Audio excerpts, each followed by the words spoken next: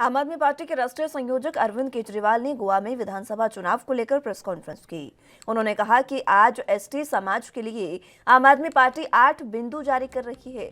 आम आदमी पार्टी आएगी तो पूरा पैसा खर्च किया जाएगा। उनके लिए आरक्षित 3000 तुरंत पदों को भरा जाएगा। फॉरेस्ट की जमीनों पर उनको हक दिया जाएगा। एसटी समाज के लोगों का फ्री इलाज कराएंगे और उनके लिए स्कूल खोले जाएंगे। केजरीवाल ने आगे कहा कि 1000 रुपए महिलाओं को दिए जाएंगे। संविधान के हिसाब से 12.5 बजट अनुसूचित जाति पर खर्च होना चाहिए, जो कि नहीं हुआ है, लेकिन हम करेंगे। अरविंद केजरीवाल ने कहा कि बीजेपी और कांग्रेस के पास गोवा में के विकास के लिए कोई एजेंडा नहीं है, सिर्फ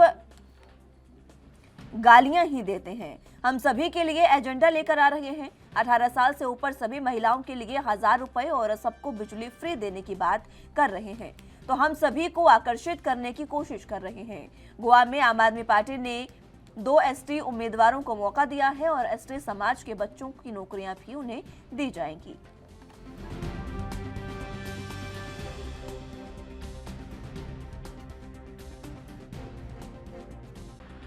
काफी संख्या में लोग रहते हैं, लेकिन अभी तक जितनी भी सरकारें आई उन्होंने शेड्यूल्ड ट्राइब समाज के लोगों के साथ अन्याय किया। संविधान में और कानून में जितनी भी उनके पक्ष में बातें लिखी हुई हैं, जो उनको बेनिफिट्स मिलने चाहिए, उनके वेलफेयर की स्कीम्स होनी चाहिए, वो कॉन्स्टिट्यूशन के खिलाफ जाके कॉन्स्टिट्यूशन का वायलेशन रिपीटेड हुआ है, कानून का वायलेशन हुआ है। तो आज स्पेसिफिकली एसटी समाज के लिए आम आदमी पार्टी गारंटी देने जा रही है। 8 पॉइंट एजेंडा हम लोग अनाउंस कर रहे हैं। सबसे पहला है कि ट्राइबल सब प्लान के तहत जो भी सेंटर से और स्टेट से बजट आता है, उसका रफली 12.5% ट्राइबल्स के ऊपर खर्च होना चाहिए। दैट अमाउंट्स टू रफली 2400 crore rupees every year. 2400 crore रुपया ट्राइबल्स के ऊपर खर्च होना चाहिए, लेकिन मुश्किल से 200 या 300 करोड़ रुपया उनके लिए बजट में रखा जाता है और साल के अंत में वो भी खर्च नहीं किया जाता। इसी वजह से ट्राइबल एरियाज के अंदर इंफ्रास्ट्रक्चर का बहुत बुरा हाल है। सड़कें नहीं है, बिजली नहीं है, पानी नहीं है उन एरियाज के अंदर। तो आम आदमी पार्टी आएगी तो ट्राइबल सब प्लान का टोटल पैसा जो है वो ट्राइबल्स के ऊपर खर्च किया जाएगा। We will ensure this. दूसरा, almost 3000 vacancies, almost 3000 posts which are reserved for ST people, they are lying vacant. उनको अभी तक भरा नहीं गया। more than 3000।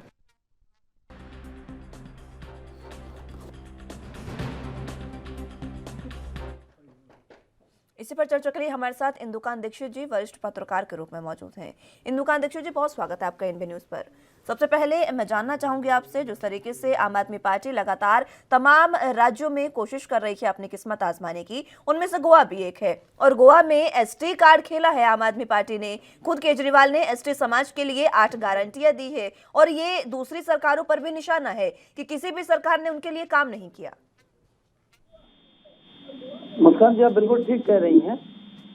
इसका एक कारण आप समझिए कि ये है, क्योंकि पूरे देश में दिल्ली छोड़कर और दूसरे नंबर पे पिछले चुनाव में पंजाब, किसी और राज्य में वो अपना प्रभाव नहीं जमा पाए हैं जैसा वो चाहते थे 2014 से, जब से वो चुनाव मैदान में आप उतरी है। तो अब सेलेक्टिवली छोटे राज्यों पर और उनके कुछ स्पेसिफिक सीटों पर और स्पेसिफिक इलाकों पर फोकस कर रही है आप पार्टी, जिसे कुछ सीटें लेकर के वहां पे अपनी उपस्थिति दर्ज करा सके।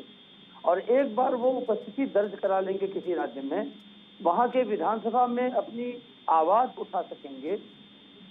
उसके बाद वहां पे बड़े स्तर पे काम करना और सत्ता में हिस्सेदारी हासिल करना या सत्ता पे पूरी तरह काबिज होना, ये उनके लिए आसान हो जाएगा।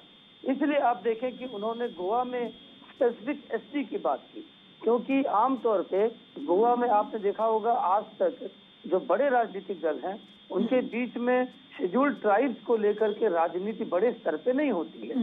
तो उन्होंने एक ऐसा अंग उठाया गोवा के समाज का जिसके बारे में खुलकर अलग से लोग, राजनीतिक दल के लोग नहीं बात करते हैं। उन्होंने उसको टारगेट किया है और इसका लाभ उनका प्रयास ये है कि मिले, जिससे कुछ सीटें जो एसटी डोमिनेटेड हैं वो आपको मिल सकें। जी मुस्कान।